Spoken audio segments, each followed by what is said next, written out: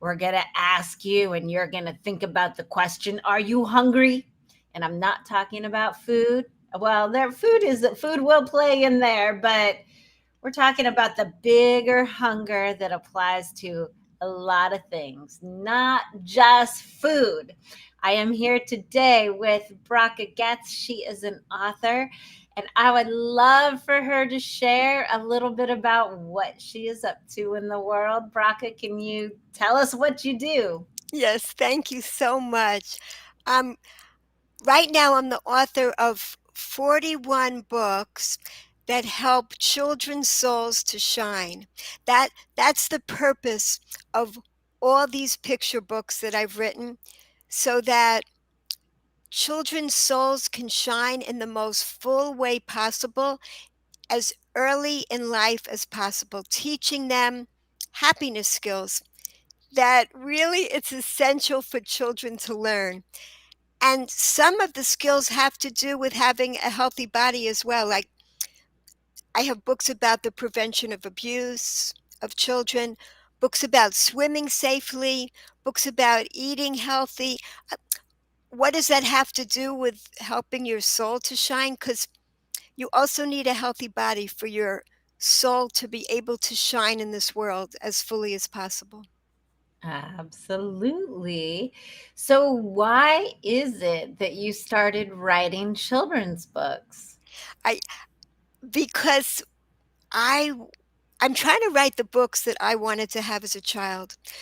I spent a lot of years in unnecessary pain searching for this wisdom in life about how to live a joyful life.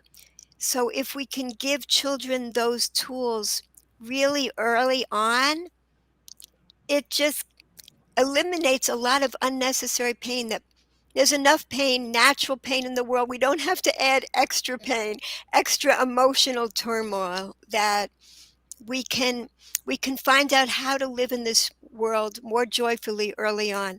That's why I'm really devoted to writing these books for children. I, I wrote one book for adults, and that's my memoir about this journey to joy. Yeah. Wonderful. I know that in the work that I do, so much of what we do is transform the stuff that we learned, the negative stuff that we learned when we were children. And, you always hear about people growing up and then they look at their parents and they're like, that's all my parents' fault because I'm this way and this way and this way. I didn't have the support. They didn't love me enough. They didn't do this enough. And the reality is, all of those things may be true. And also, we've all got to remember and try to be compassionate that our parents' didn't know how to teach us those things. And so, I think generally speaking, everybody's doing the best they can with the resources that they have. And a lot of times, those resources are tainted with trauma loops and these fears that are happening that don't make logical sense, but they're emotionally imprinted into the body. So when you grow up around that and you don't have the knowledge that there's something different, it's really hard to not have those things take over your life and dictate the life that you end up living. So I love that your mission is to help children have access to how to create joy from a young age. Exactly. To teach children in as clear and simple and delightful a way as possible, so it can easily be absorbed by the soul. Like we began with, our souls are hungry for nourishment as much as our bodies. We are physical beings, but we're also, in essence, spiritual beings. This is not as obvious because when you look at us, we look like we're just physical beings. The the soul part of us, the essence of us, the real us is invisible. I, One of my books is called The Invisible Book. It's teaching this to children. We believe in so many invisible things. We believe in magnets that pick up paper clips. There's something invisible and electromagnetism. We believe in gravity. We let go of something. There's an invisible force pulling it down to earth. We believe in time, in feelings, in thoughts, all invisible. So it's not that hard to recognize we too are in essence invisible. And that part of us needs nourishment every single day, just like our bodies do. Absolutely. So you didn't always know all of these things, just like I didn't always know all of these things. We went on a path that brought us to this place that where we get to share this knowledge with the world. So you did not start off as an author. What was your career path? What did that begin as? Yeah. I went searching for years, trying to understand why I had this emptiness inside of me. I had a nice, sweet life, you know. Why was there still a hole? What was that all about? I wasn't brought up in a spiritual kind of way, so I didn't know what that empty feeling was coming from. Eventually, I developed food addictions, trying to fill that emptiness. Why? I mean, food is probably the most common addiction. It gives you immediate pleasure. You put it in, you experience the pleasure, and it was designed that way, actually. The Yeah. natural foods were designed to give us pleasure immediately, but they were also designed to fill us with gratitude when we experience them. That's the part I was never told. When we eat an orange, we are uplifted, we are nourished physically, and we have the opportunity to be nourished spiritually when we really mindfully recognize how awesome it is. So that's what changed for me, recognizing, getting the spiritual wisdom. Oh no, but first let's go into that. I was searching for years, and believe it or not, I was searching so hard that part of it was trying to get all the wisdom I could. So at one point I started doing well in school, studying everything. I got into Harvard, and then I went on to medical school, but I didn't find the wisdom I was searching for there. It was this intellectual wisdom, and I enjoyed it. It didn't fill the hole. The food addictions got worse and worse. I was getting sicker and sicker during those years at Harvard and then on to medical school. So were you was your quest for knowledge one of the things that you were trying to fill the hunger with? Did you think that if you had enough knowledge that you would feel more satiated, more full? I think I was searching for wisdom, but I didn't find the wisdom. So I thought maybe here, like Harvard must be like the center of wisdom, but it wasn't. Right. There was all kinds of knowledge. What do we say? We're drowning in knowledge now, but we're still starving for wisdom. It's we don't have enough life wisdom. It's so interesting when I think about people in their career paths. So often they're not happy at work or wherever they are. And they think, well, before I leave, I must just go get another degree. I know people that have so many degrees and they're still miserable, but they're chasing the knowledge or the wisdom that they think will make them feel like they can finally succeed at getting the kind of life that they want. They will go to a lot of this happens, I think, for a lot of women. They'll go back to school and get their MBA because they own a business and they feel like they're not being taken seriously in the business world. So they go and get the MBA and they say, some of them have told me, yes, it totally works. People take me more seriously. And I ask them, well, what do you think it is that they take you that they why they take you more seriously? Well, it's because I have the MBA. Like, do you introduce yourself every time and say, "Hello, I am Jane Smith and I have an MBA." And they say, "Tell me no." Ah, And so what it really comes down to is something changes in how they feel about themselves, yes, that they believe now, here's the key word, believe, that they are now worthy of being taken seriously yes, because they have this degree. And I think when people are chasing knowledge, that is such a big piece. They think that once they have enough knowledge, then that will change everything. But that will only change if you believe that you have the right amount of knowledge. And so often, the knowledge is not enough. brilliant. You expressed that so brilliantly. You should know I use my Harvard degree so that people will listen to me. I mean, what I mean is, I put it out there.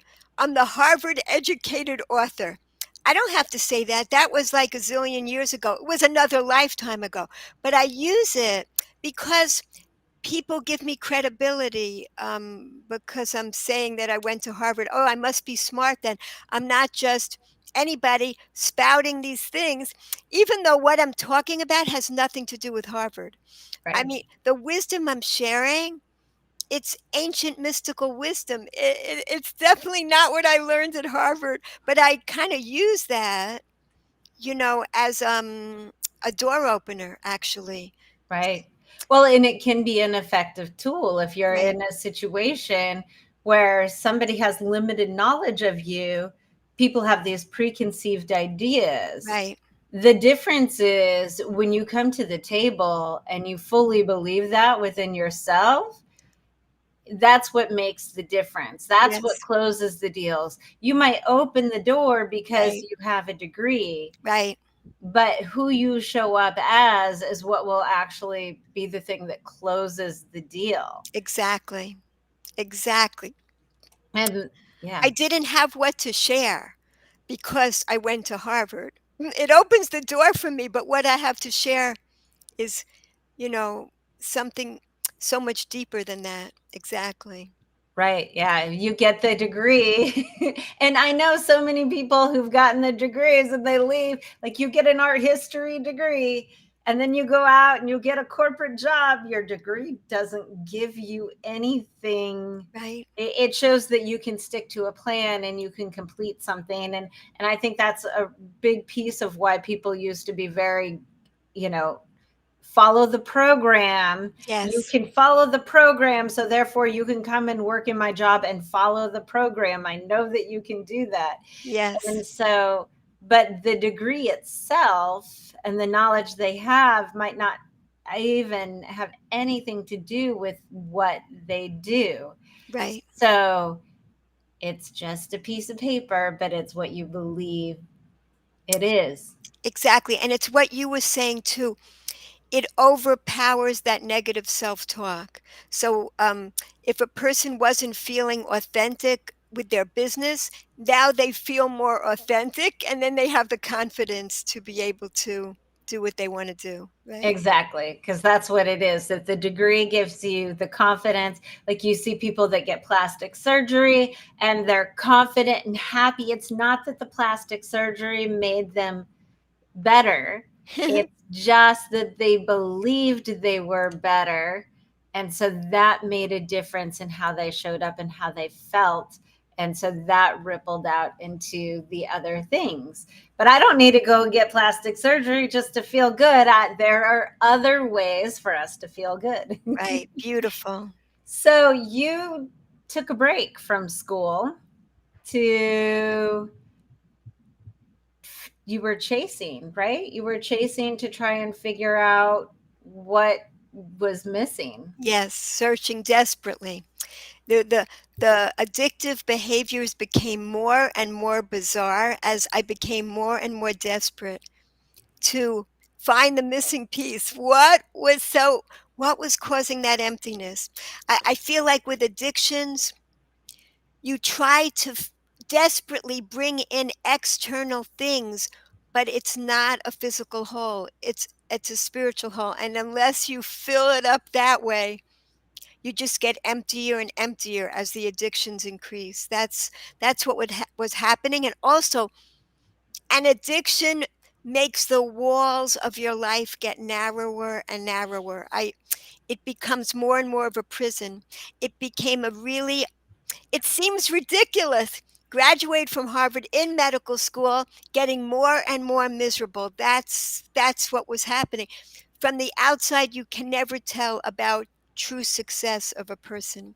So I look like a success on paper, but I was becoming more and more trapped and imprisoned in, and the walls were created by me, my own thoughts.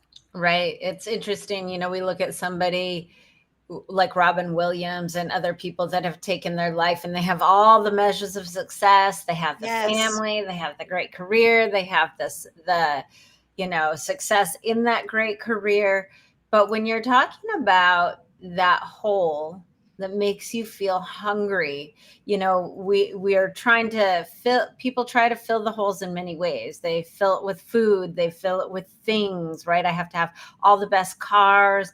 I remember, I would keep like a full bar stocked, even though I didn't really ever drink at my house, because if somebody came over, I wanted to make sure that, that was a way that I could show that I was good enough. And, the analogy I like to really use about this idea of hunger is that you're a bathtub. We're a bathtub and we turn on the faucet to fill us up. Well, unless you have a plug for the drain, the water's always gonna be going down, going down, going down. And you can get so much water if you turn the water up all the way that the bathtub will actually overflow. The problem is you've got to keep that water flowing that high all of the time. So when we're talking about needing more food, needing more things, more money, whatever it might be, you've got to keep it going full speed. And there's no time to rest if you've got to keep everything, if you've got to keep the water on high so that the bathtub stays like just full enough. But when you fill the holes within you, the plug is full. You don't need that much to actually fill the tub. And it's real easy to put in enough effort so that it overflows and you have stuff to give where you're not feeling like you're lacking. But when you know that there's no drain in that bathtub, you can't give away any of that water because because you got to keep it going because it's just keep going down the drain. So beautifully. I love that analogy. It's so perfect. And what is that plug? I think we've from I mean, that plug that keeps the water in is gratitude, right? That's it. That's what makes everything meaningful in life. It's what changed my life from a world of gray to a world of color again. It's what helps you enjoy the bath. You can enjoy being in the bathtub once the plug is in there. It Right. helps you to enjoy every single thing. It's such a perfect analogy. I love that so much, Genea. It's amazing. So Well, the yeah. thing too, right? We hear it everywhere. Gratitude, gratitude, just be grateful, just be grateful. You hear people like Oprah say, what's the secret to your success? Gratitude, gratitude, gratitude. Richard Branson, also a billionaire, gratitude. You hear it all the time. And honestly, I don't know that most people really understand how it works. I've put it out there in a couple of different practical ways. One thing is when we're moving from an elevated emotion, a positive emotion, we make better choices. We're not trying to fill the hole because in that moment we feel like that we have a plug in the bathtub. So we are not trying to fill the hole and make sure that we get more and more and more. We're actually feeling good about what we have right now. And I think that piece, the right now, is the secret to gratitude Yes. because we're so focused on what it is that we Yes. don't have enough money, don't have enough food, don't have, I better hold on to this, can't let it go because what if I don't have enough later? That's all about the future and the past. It's not Yes. about what we have right now. Exactly. That's why we have to keep stuffing our faces when we taste something good, because we are afraid this is going to end and then what? Then I won't have any pleasure. It's the fear of the future that makes us keep going like that. If I don't keep eating this entire bag of potato chips right now, what will I be have afterwards? Where's the pleasure going to come from? So we just keep going, and that's how a person has binges, overeating problems, you name it. Gambling, relationships, any type of addiction. It has to do with keeping that pleasure going out of fear, a fear that there's not enough pleasure in my life. Right. Um, And so you told me about, so you went on this spiritual journey. You went to Israel, is that correct? yes, yeah, And one of the things that you were there, you had a rabbi tell you, and this is so profound, so profound. So we're talking about the pleasure and having to stuff our face to make sure that we have the pleasure because we're afraid there's not going to be enough later. And this rabbi told you that we can bring pleasure at any time, but the price we pay is gratitude. yes, exactly. I didn't get this at all. I didn't trust life. I didn't trust life. I didn't trust that there's an ultimate good purpose to all of this. Like, what are we here for? What are we doing here? Getting up every day to go to work, to buy food, to eat, to go to work, to buy, what is it? What's this all about? To learn that we are here. We were created.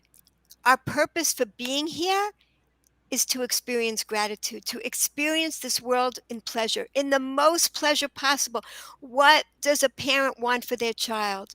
They want their child to have the greatest pleasure possible. That's it. So, really, this cosmic oneness, the source of all, is everything.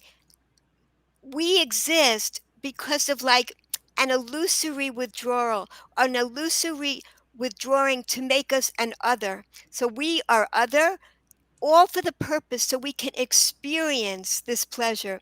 And how do we experience it? With gratitude. That's how we experience all this whole garden that we've been given. It's just amazing. It's just such a mind-blowing experience from not mind-blowing, mind-expanding, because this is what I didn't realize. It takes away that fear when you trust that's really what we're really here for gratitude. It's only out of love. That that changes the entire perspective. We can go through difficult times. We can go through abuse. We can go through neglect as a child. How can we say, "Oh, you were just put here for love," and when you've been through so much hardship?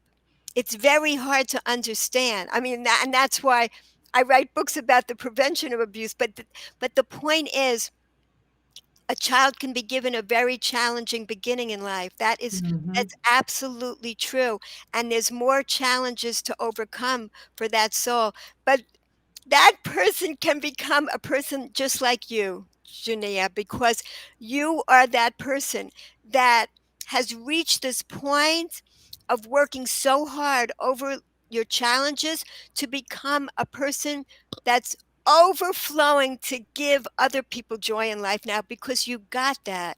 You were able to reach toward that wisdom even over those challenges.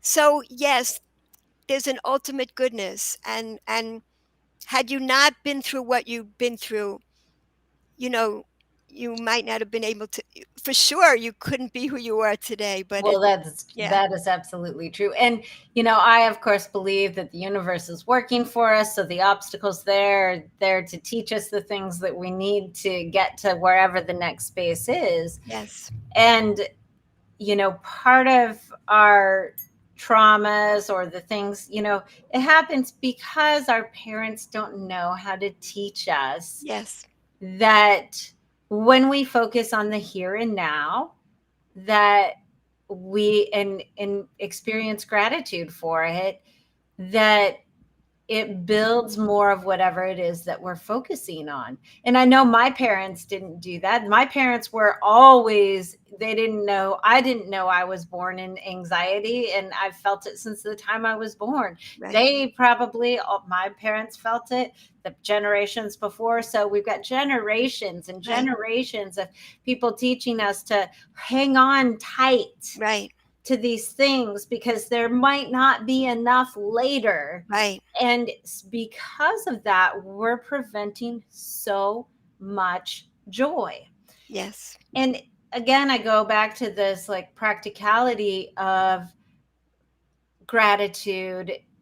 And I think it's really hard for people.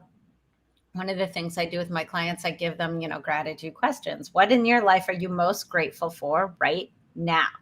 Right? That's the key, right now. yes, And so often they can't find it because their mind is so far forward and in the past that right, they can't actually see what's here and present right now. So, right, right now, I am here and present and grateful for this wisdom that you are sharing, and that's happening right now. It's tangible. We can touch it, we can feel it. Everybody's experiencing it right now with us. right. They will experience it in the future too through recordings. But in that moment, it will be there right now. And so, what is it that we have right now? I have a Right. desk here. I have a roof over my head. I have a beautiful conversation. These are all things. So, even if I haven't gotten to the place where I'm thinking about how I'm grateful for it, just to notice That's it. that I have it right now starts to make you feel better. Yes. It's a form of self-compassion. This is how we build bring love into our lives. All these loving experiences, especially if a child wasn't given it, Yeah. we bring it in by eating this orange with love. We my the orange is my favorite because of its peel. I just love how that sweet juiciness is kept in for months, you know? It's so incredible, individually packaged like this, bright and beautiful. I say that like all fruit, it was all green, Mhm. camouflaged in, hidden until they were ready, and they call to us when they're beautiful colors. Now I'm ready for you. Beautiful, beautiful to smell, beautiful to look at, wonderful to taste. Inside are the seeds of infinity to become infinite number of trees, infinite number of more oranges. This is made with infinite love and caring and wisdom. We are being loved all the time. We just aren't aware of that. Right. That's the amazing thing. Especially with a hard childhood, we can't recognize that, but we can bring this into our lives through recognizing the breath that's being given to us from the vegetation, and we're giving back to the vegetation.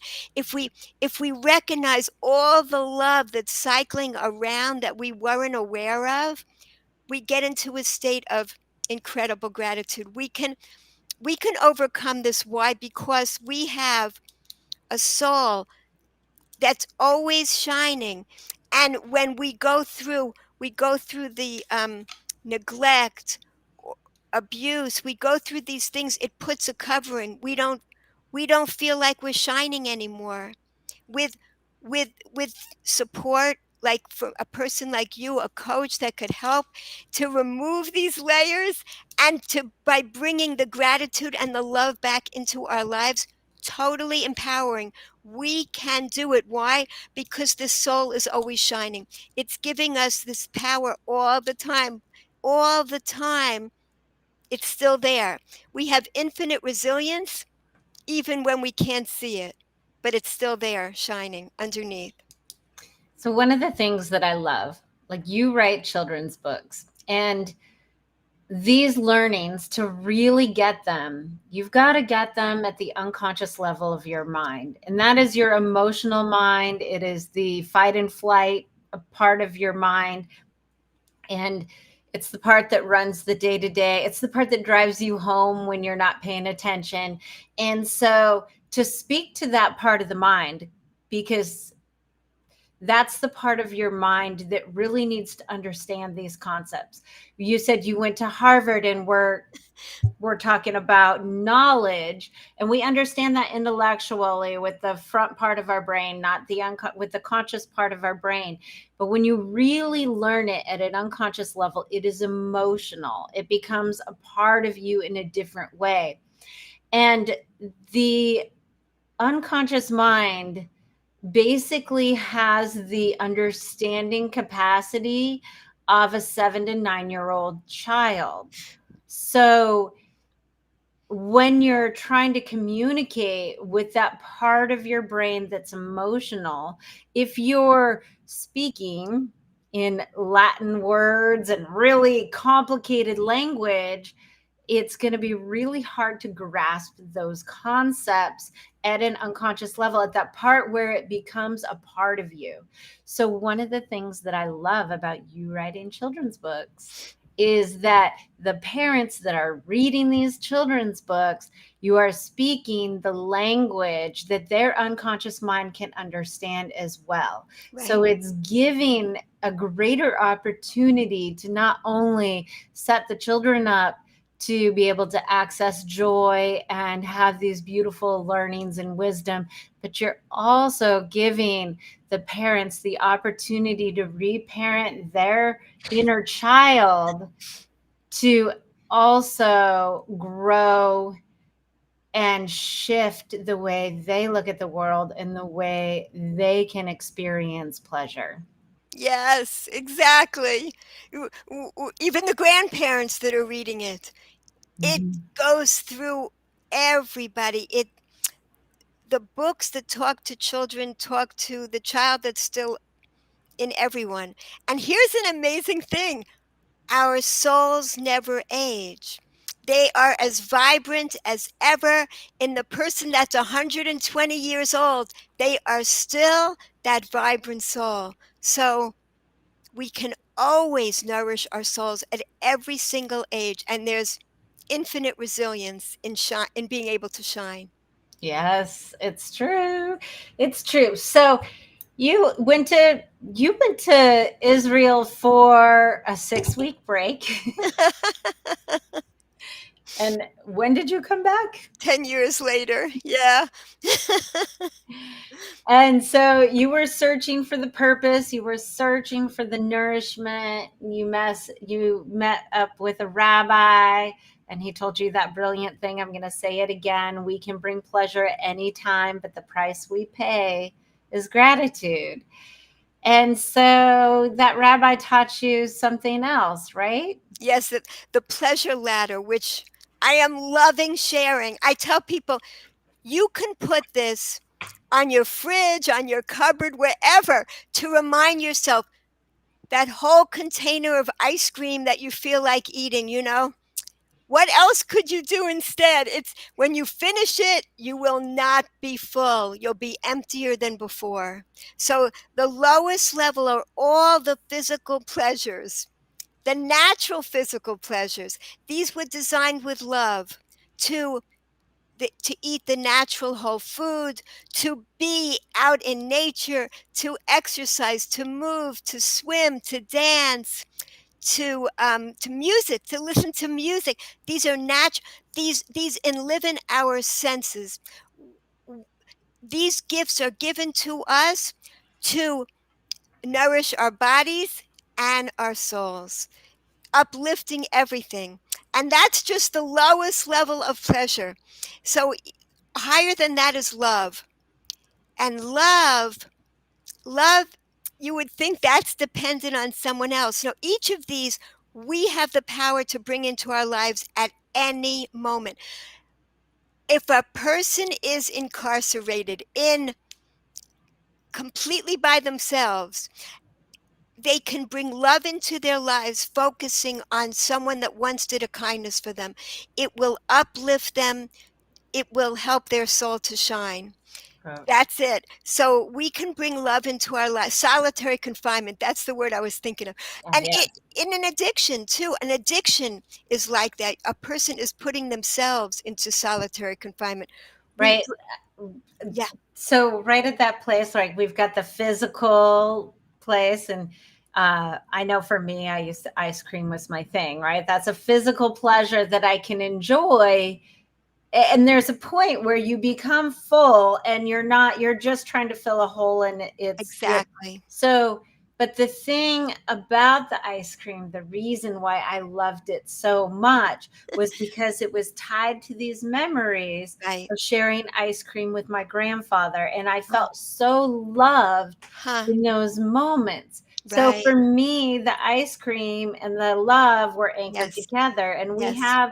we have a lot of this, I think, with everybody can relate. You know, you have a birthday party, you get the cake and the ice cream, and everyone's your center of attention, and you feel that love. But if you take the moment and instead of thinking about the ice cream, right, we have the capacity to go into our memories and relive those emotions.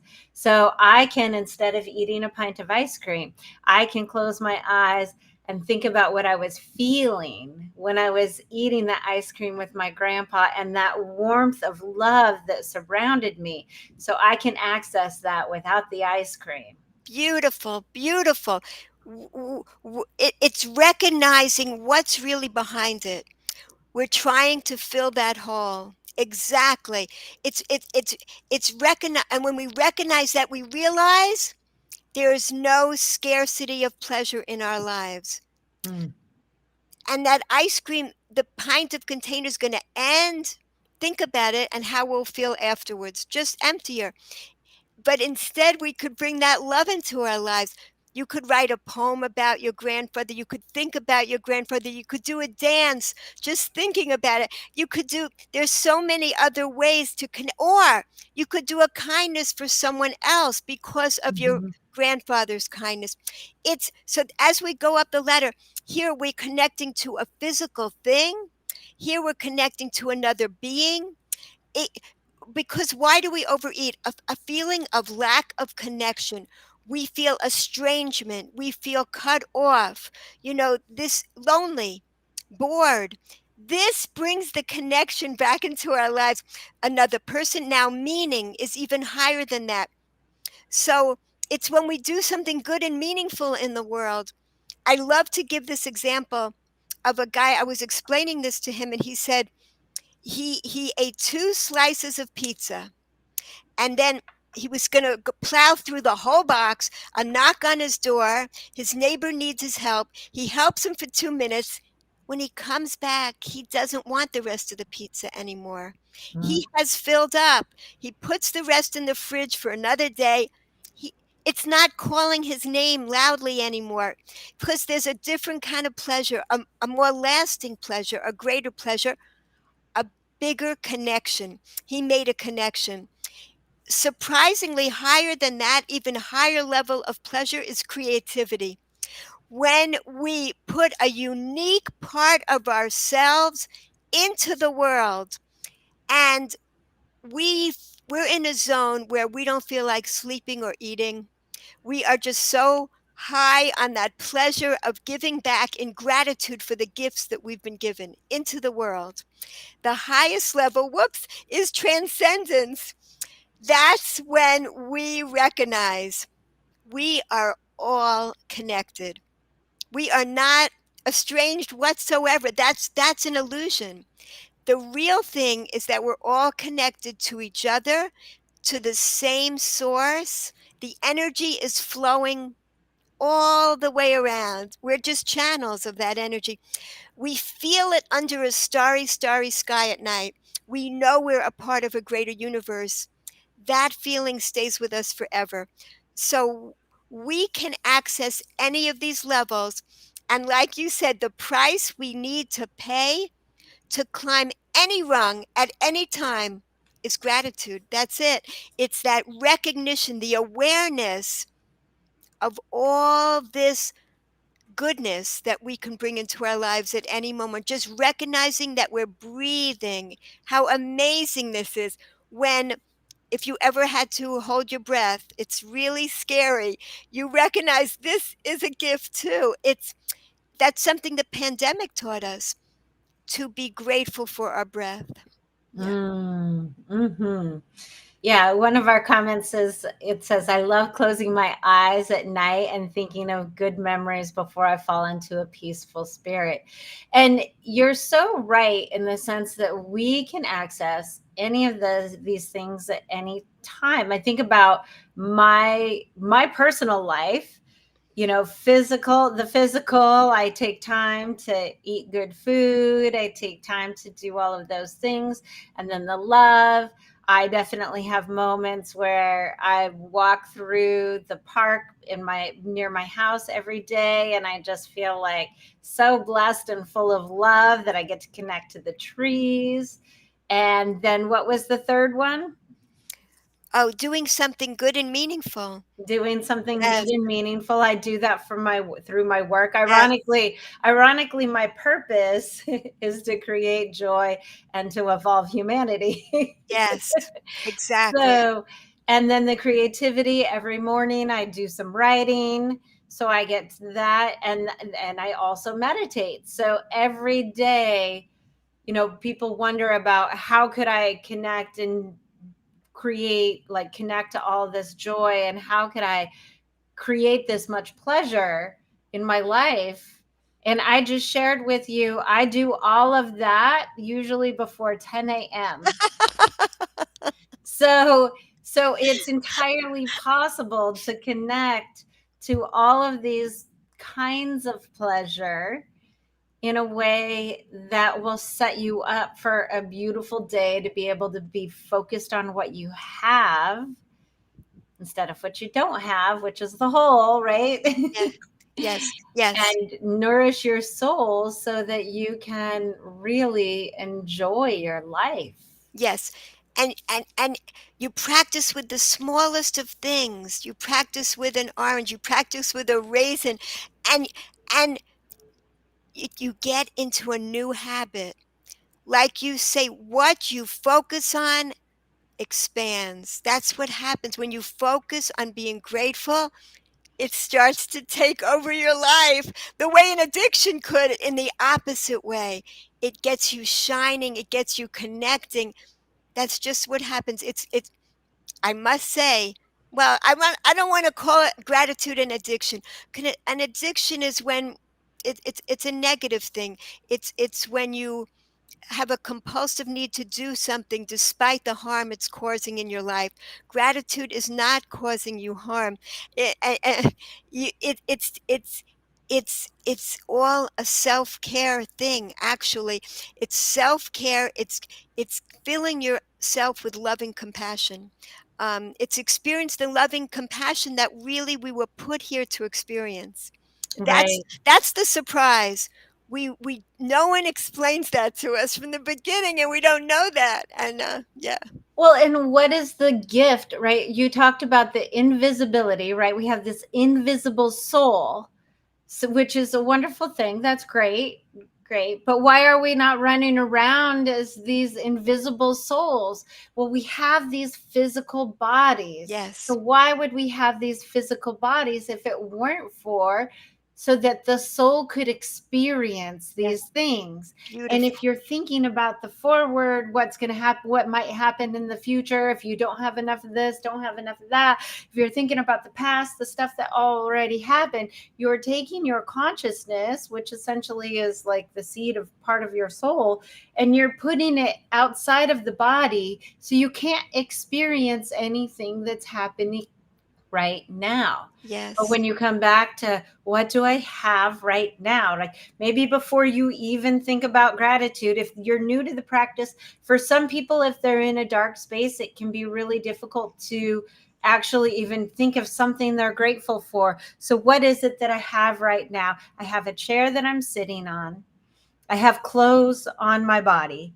And once you start to name the things that you have in this moment, Yes. then you can start to see, oh, well, I am grateful that I have clothes on my body because I'm not cold. Yes. Right. There's that whole not cold, but I'm comfortable temperature wise. Oh, so I'm grateful that I'm comfortable temperature wise. Like what a blessing that is. And so just always, people talk about presence and the power of now, coming back to that place. What do I have right now? Yes. And once you start doing that, you start to easily see what you can be grateful for. Yes. And that now is the breath of life. We have that this very moment. That's the breath of life. That breath of life is our soul. That's really who we are. We have that. When we have that, that's how we that's how we learn to be grateful, recognizing that, not taking it for granted. Taking less and less for granted makes us into more grateful, more joyful people. It's just an amazing process. Um, and you start small and you just see what happens. I It's when you go on a new pathway, a car has never driven on it. It's really hard. But Right. once you keep going, it gets easier and easier. You create a path. That's what happens with our nerves. We create new neural pathways so that it becomes a new habit. And I learned that it takes 400 repetitions to form new synapses in the brain to create new habits. But if you do it joyfully, 10 to 20 repetitions, and you've got the new habit going. That's amazing. So, the way to do it joyfully is just simple practicing gratitude of what you have right around you right this minute. Absolutely. And it is. So if I were to sit here and tell you all 400 times and you are neutral in emotion that gratitude is the path to happiness, you would start to believe it, provided you don't have some negative fears in the way. And the thing about emotion is that it will elevate your beliefs. So, this is why people, we're going to talk negative for a second, why people get crowds ramped up and anger and all that.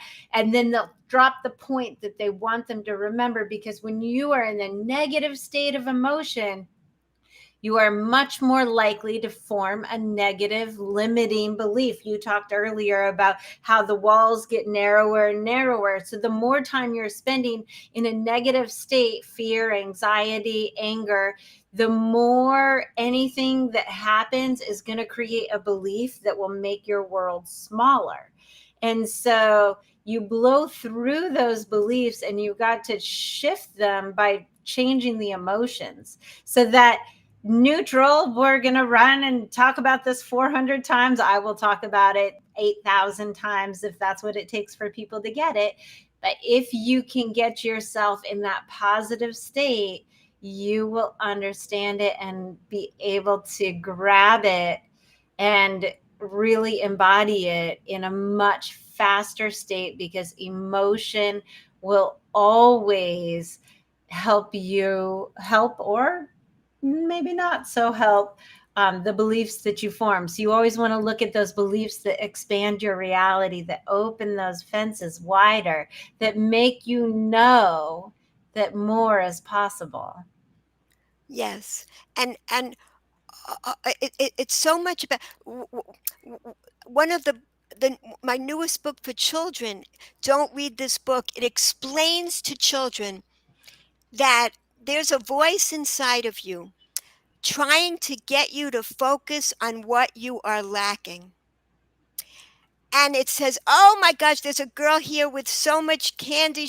The cart's all filled up with stuff, and she wants this one thing over there." Then she's having a tantrum about this one thing that she can't get after she got all this other stuff. That's what all of our minds are doing to us all the time. They're going, "Oh, but don't be so happy. You don't have that. You don't have this." It's getting us to focus on that. And when we really understand that's what it's doing, then we could say, "Oh, I get it. No, I'm going to focus on what I have already." Because this is an amazing thing. There was a study done 6 months after a person became paralyzed, or 6 months after a person won a lottery, they were back to their same level of happiness that they were 6 months before. What changes a person's set level of happiness are gratitude exercises. That actually makes them into happier people. It's not winning the lottery, and it's not something terrible happening like becoming paralyzed in an accident. They that person, if they had the gratitude skills before, can get back to their level. It's unbelievable. And the person that won the lottery won't be happy after 6 months. They won't be a changed person. It's only learning these skills, these happiness skills, they change your entire life. Right. It's being able to focus on what you have, not what you don't have.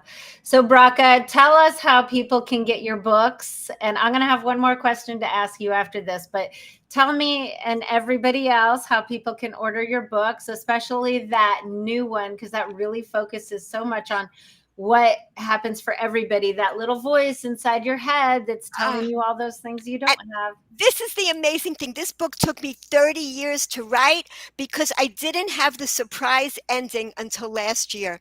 This is just life wisdom. What I didn't know is that voice inside your head that's telling you to focus on what you're lacking, that also it really doesn't want you to listen to it. It wants you to push it off and overcome it, because that also is put inside of you for your ultimate benefit. It wants you to, like a dumbbell, push it off and gain your gratitude muscles, saying, "No, I'm going to focus on what I have and be grateful." It's an amazing thing. That's what I didn't realize until recently in life. So, yeah, all my books are on the website that was created by my children, getsbookshop.com. And for those of you listening, open up your browser and type this in right now. It's GOETZ bookshop.com. And also, you can download a free chart of the pleasure ladder from the website. It's a really good chart, not like simple. It explains every level. I Yeah. love that. And so, Bracha, the woman who was maybe at the height of her food addiction, who was searching, searching, searching before she had gone to Israel for 10 years on a 6-week break. That woman, what was the one thing that she really needed to know? I'll tell you, there just this tiny story. There, there was a person on a roof about to jump off. That's how I felt. And a lady sees him from across the way and she says, "Don't jump, whatever you do. I'm sure your life is filled with so many problems and your life is very painful. But what if, in addition to all that pain, what if you were blind also? And what if right now you were given the gift of sight and you could see everything? Would you still jump?" And he says, "No, of course not." And she says, "That's it. You have been blind your whole life. You now have vision. There is so much to be grateful for in your life. Open your eyes and see that. You've been blind to that. Despite all the pain, there is so much you could be grateful for. That's my message to myself back then. I really was ready to give it all up. It looked like I had a great life. I was done with it. I did not want to continue living in the prison I created. So what happened to me, changing to live a life of gratitude, understanding this changed everything. Opening my eyes to see that has been a transformed life. What was the one thing, again, I brought this, I kept bringing this back down to the reality of just what you have, because it's so hard sometimes when you're in that dark place Yes. to see the gratitude or see the thing that you could be grateful for. What is the thing that you think would have kind of opened that window that you could have seen at that point that you were that to be grateful for?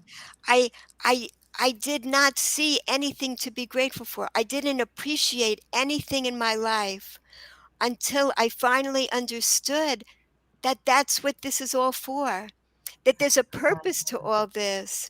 That that I was taking everything for granted, everything, and not appreciating it. And then I began to appreciate all the little things, all the big things, I began to understand that everything was a blessing, which was a complete turnaround for me. Yeah. Wonderful. Oh my goodness, what a blessing to have you here today. I am so grateful that we both got to share our knowledge and wisdom with people. And one of the things I love about doing this and having these conversations is you never know who's listening and who gets that one thing that they need to take the next best step with what they have right now.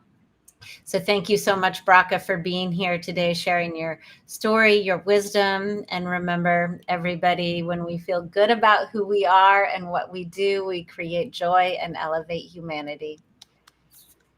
Thank you, everybody. We will see you next